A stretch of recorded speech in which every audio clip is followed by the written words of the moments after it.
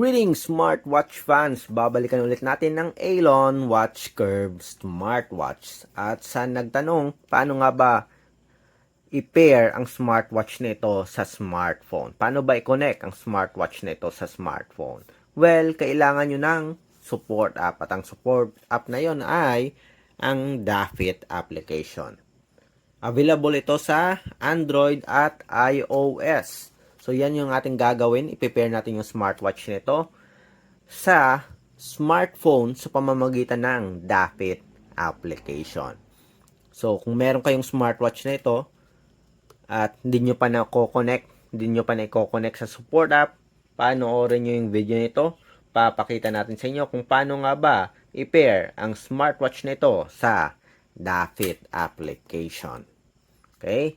So, comment lang, subscribe, like, and share sa nag-iisang Smartwatch Pinoy TV.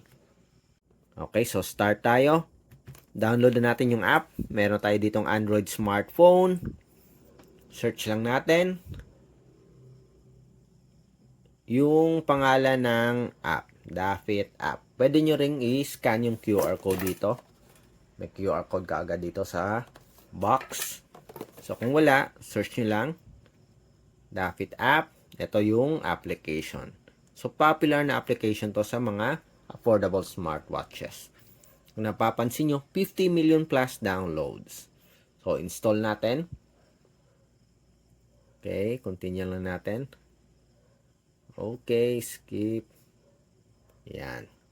Automatic yan magda-download at mag-install kagad sa smartphone natin. Yung tutorial na ito ay para sa Android smartphone.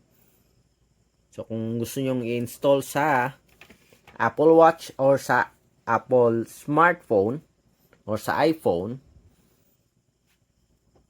drop lang ng comment sa baba. Magkakaroon tayo ng demo kung nais nyong malaman kung paano ba i-pair ang Dafit or ang Alon Watch Curve sa iPhone.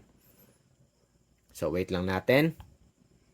Tandaan nyo, hindi natin pa na-activate yung Bluetooth connectivity natin. Tingnan natin kung mag-automatic ditong mag-activate. So, installing. Okay, open na natin yung app. Welcome to Dafit. Agree and continue. Ito, may permission tayo. Allow Dafit to access this device location. Okay, while using the app. Allow natin. Ito, yan. So, nag-ask yung support app kung pwede daw i-activate yung Bluetooth. Of course, wala tayong choice dito. Kailangan natin i-activate para ma-pair natin yung Alon Watch Curve.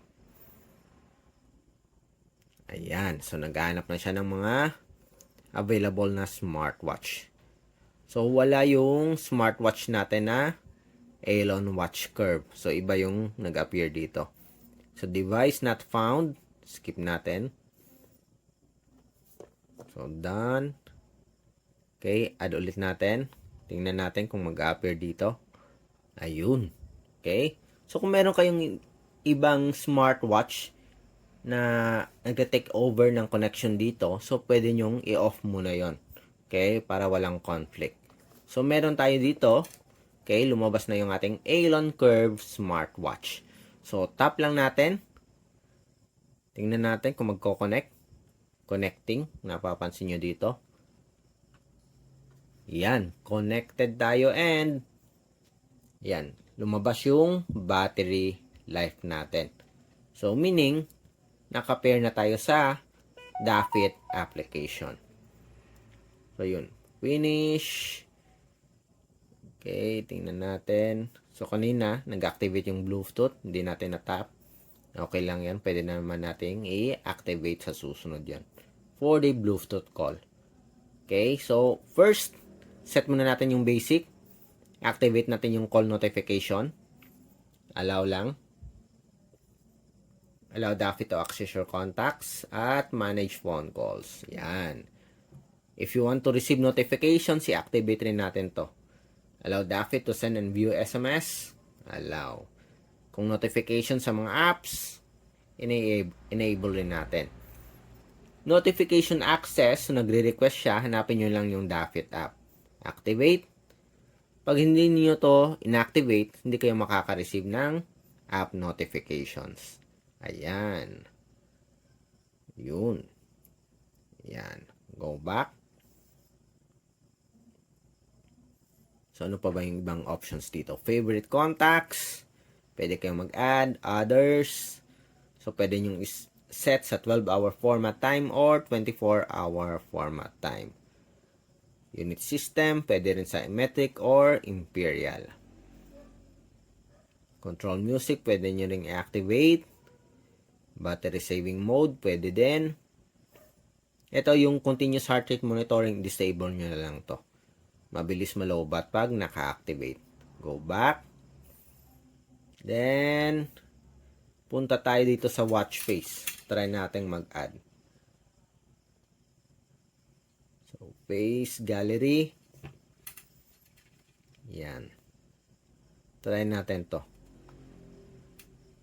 Yan. Mukhang maganda tong isa. Okay, select natin. Then, apply.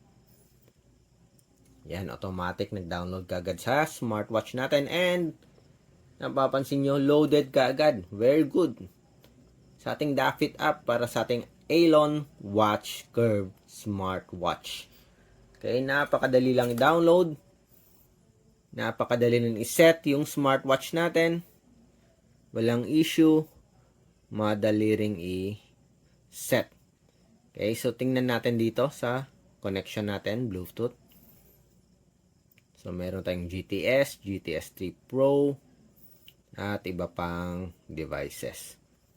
So far, okay naman yung smartwatch natin. Walang conflict. Check ulit natin. Okay, so walang problem. Okay lahat. Nakaset na ang Dafit app natin sa ating Aeon Curve smartwatch sa Android platform. May word clock din. Pwede kayong mag-set. Okay. Tingnan natin kung merong upgrade.